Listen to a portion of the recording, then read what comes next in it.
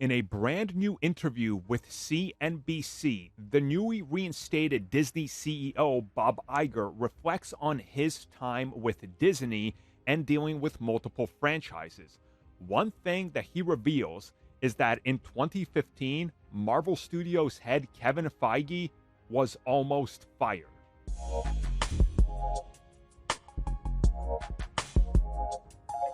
So there's always new people discovering Marvel, discovering this channel. They're going to be missing a couple of the key things that I'm going to quickly go over in less than a minute. Prior to 2016, Marvel Studios and Marvel Entertainment, the guys making all the TV shows, were two separate companies. That's why Daredevil was not interacting with any of the Avengers. They were separate entities. And the head of Marvel TV/Marvel Entertainment, Ike Perlmutter, was a giant rival to Marvel Studios' Kevin Feige. The two constantly clashed. Ike did not want anything to do with anything X-Men in the comics, Fantastic Four in the comics. He wanted Spider-Man to stay away. He didn't want any of the Marvel TV characters in the MCU. He was embargoing things, selling character rights for cheap. It was a disaster. Kevin Feige was pushing for female-driven films, which is why Captain Marvel never happened and Black Widow never happened, because Ike Perlmutter did not want it.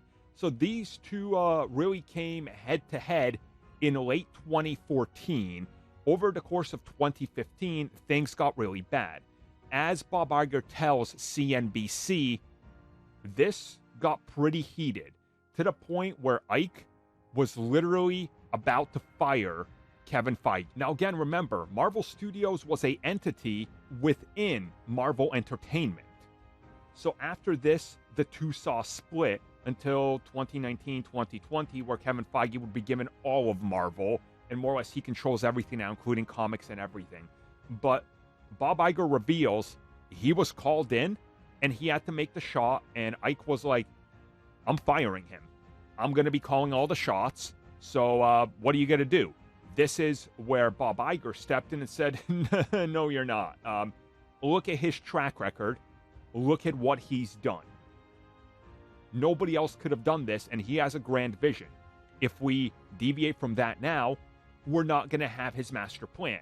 His master plan at the time, which was revealed right before this giant blow-up, was, of course, Infinity War and Infinity War Part 2, and all these other projects that were coming in Phase 3 and beyond.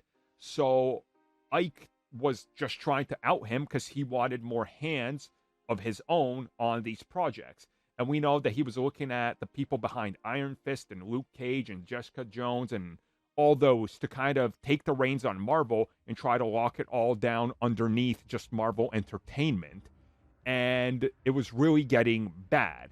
And we know that things ended up changing because Alan Horn, for example, who also worked at Disney at the time, was on Feige's side, as was everybody else at Disney, because they were the profitable ones, while Ike was out here literally locking the characters away at Netflix and ABC and saying, yeah, you guys can't have any of these characters. Oh, you want Daredevil? Too bad. I sold the rights to that for X amount of money to Netflix.